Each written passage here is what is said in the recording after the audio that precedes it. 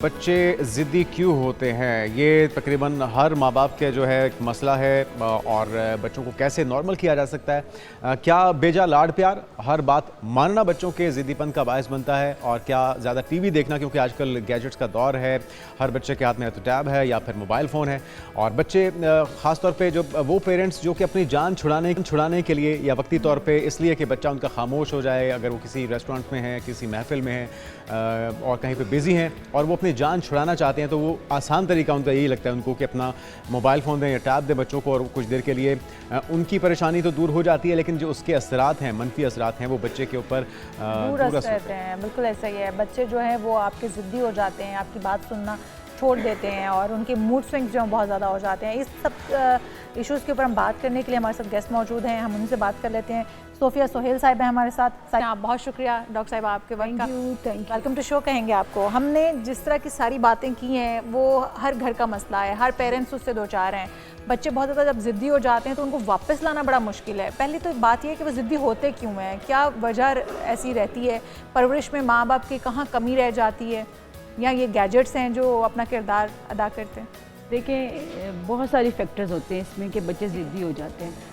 सारी सब्जियां खाने भी ज़रूरी नहीं है, हम बड़े कितनी सारी सब्जियां खाते हैं। थोड़ा सा पेरेंट्स को भी रिलैक्स होकर देखना चाहिए। ओके फाइन, आप उसको डिफरेंट अंदाज से पका कर खिला सकते हैं अगर आपने खिलाना है। तो फिर सब एक और चीज़ भी है, जब कोई आपके घर आता है, रिश्तेदार, फैमिली, दोस्त, अहबाब, आप उनके सामने बैठ के बच्चे को डिस्कस करते हैं कि ये तो बिल्कुल ऐसा करता है, ये तो वैसे करता है। बहुत सारी आप उसकी अच्छी बातें भी जहाँ पर डिस्कस करते होंगे, बहुत सारी उसकी बुराइयाँ भी डिस्कस कर देते हैं। तो वहाँ पर बच्चा कितना इरिटेट होता है और वो कितना असर डिमोरलाइज भी होता है। डिमोरलाइज, देखिए हमने अपने बच्चे की आइडेंटिटी क्या बनानी, ये पेरेंट्स के हाथ में है। ठीक है, हमारा बच्चा रिस्पॉन्सिबल है, हमारा बच्चा ज़िद्दी है, हमारा बच्चा गुस्सा ज़्यादा करता है, हमारा बच्चा हर बार पे अड़ जाता है। ये पेरेंट्स आइडेंटिटी बना देते हैं। जब बच्चे की आइडेंटिटी बना देते हैं तो बच्चा उसी तरह प्रैक्टिस करता है। ओके फाइन, मैं ऐसा हूँ तो ऐसा ही करूँगा। ठीक है।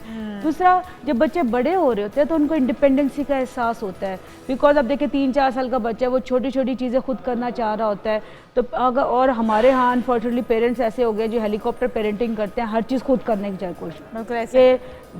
पेपर वर्क है तो मैंने करके देने हैं, बैग्स है तो मैंने तैयार करके देने हैं, हर चीज़ पे हेलीकॉप्टर पेरेंटिंग बहुत ज़्यादा हमारे मुआशरे में हो गया। हर चीज़ हम बच्चे को प्लेट में रखकर पेश करने की आती है। बच्चे की ना थोड़ा सा इरिटेट होता है।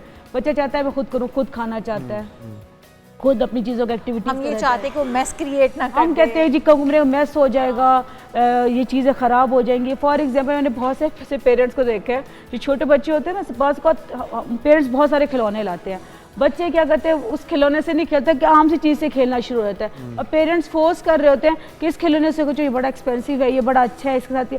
तो इस तरह ये पेरेंट्स भी कई दफ़ा बेजा लाड प्यार भी नुकसानदेह होता है। बेजा लाड प्यार डेफिनेटली, आप बहुत ज़्यादा पैम्पर करेंगे बच्चे को तो डेफिनेटली आप हर जिद पूरी ना करें। मैं पेरेंट्स जब मेरे पास आते हैं, बच्चों को एहसास हो जाता है ना कि मैं इनकी कमजोरी हूँ, तो अब मैं कुछ भी बनवा सकता हूँ। अच्छा, एक चीज़ जो बहुत कॉमन है, पेरेंट्स रूल्स बनाते हैं और फिर इन रूल्स को खुद ही तोड़ देते हैं। बिल्कुल ऐसे है। ठीक है, बच्चा इंतजार करता है, मैनिपुलेटिव बच्चा इंतजार करता है कब पापा मान जाएंगे।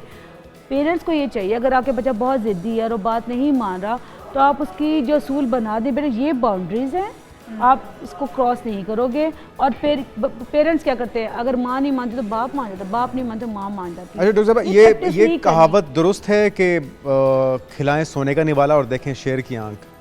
देखें, बहुत सारी पुरानी कहावत है, हमने तो अपने बड़ों से सुना है। शेर की आंख देखिए, शेर की आंख का बिल्कुल ये मतलब नहीं है कि आप बच्चे को बहुत डरा, मतलब डिसिप्लिन में कोई कॉम्प्रोमाइज़ ना हो, आप उनको आसाइशें सारी दें, लेकिन जो उसूल हैं, ये जो आपके तौर तरीके हैं, रिवायात हैं, उस पर कॉम्प्रोमाइज़ ना हो। देखिए, घर के असूल डिफाइन होने चाहिए, बच्चों को बताना चाहिए और सब बच्चों के लिए बराबर होने चाहिए। ऐसा नहीं एक बच्चे के लिए डिफरेंट रूल, दूसरे बच्चे के लिए डिफरेंट रूल।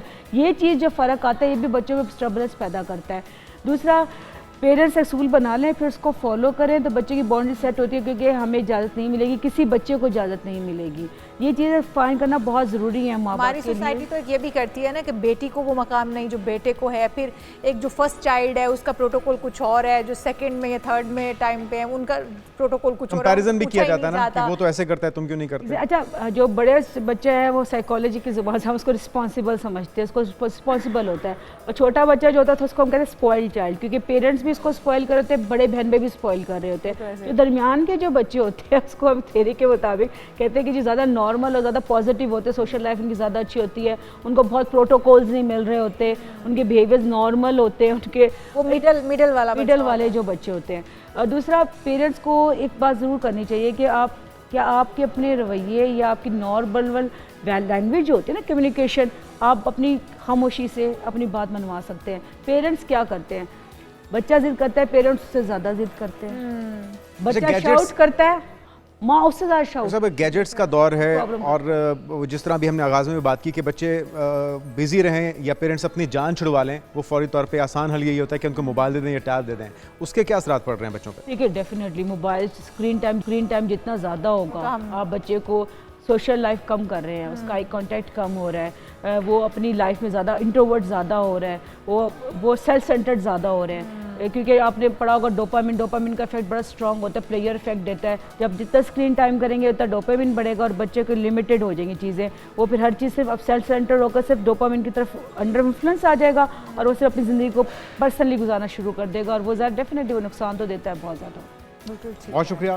सोफिया सुहेल साहब हमारे साथ मौजूद थी, और ये सारे मामले हैं जो कि असरात डालते हैं तरबियत के ऊपर भी, बच्चे के मिजाज के ऊपर। सारी चीज़ों से बचने के लिए आपको इन फैक्टर्स का ख्याल रखना होगा। बिल्कुल ऐसे ही, और अपने बच्चों की तरबियत अच्छी करने के लिए उनके साथ कम्युनिकेट करें, जो एक आपके अंदर कम्युनिकेशन गैप है उसको ख़त्म करें, ताकि बच्चे आपसे मज़ीद करीब हो सकें और वो जो बातें नहीं बता सकते हैं, जो बातें उनके दिल में रह जाती हैं, वो करना चाहते हैं लेकिन कर नहीं पाते हैं आपके डर की वजह से या आपके साथ कम्युनिकेशन गैप की वजह से, तो वो बातें कर सकें। और बच्चों के साथ इस वक्त जो हमारा टाइम चल रहा है, जो हमारी सोसाइटी के अंदर जिस तरह के हालात चल रहे हैं, मेरे ख्याल में बच्चों के करीब होना पेरेंट्स के लिए सबसे ज़्यादा ज़रूरी है। खत्म होना चाहिए और वो आपको अपना दोस्त समझें, अपने दिल की हर बात शेयर करें, ताकि उन्हें वो छुप के करने की ज़रूरत ही पेश। अच्छे पेरेंट्स बने, फ्रेंडली पेरेंट्स बने, वो वाले पेरेंट्स ना बने जिस तरह से जुनेद कह रहे थे, शेर की आंख।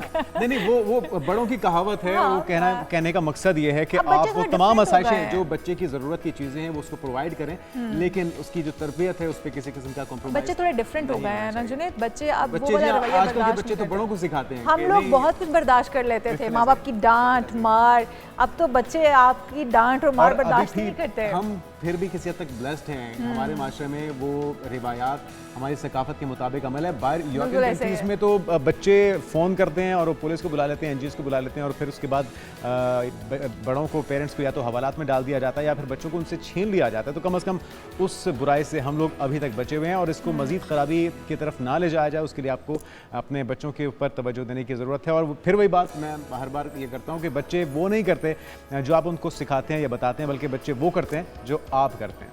बिल्कुल जी, बच्चे आपसे सीखते हैं, आपको देखकर सीखते हैं, और आपकी परछाई बनकर आपके साथ जीना चाहते हैं, तो उनके साथ वैसे ही जिए।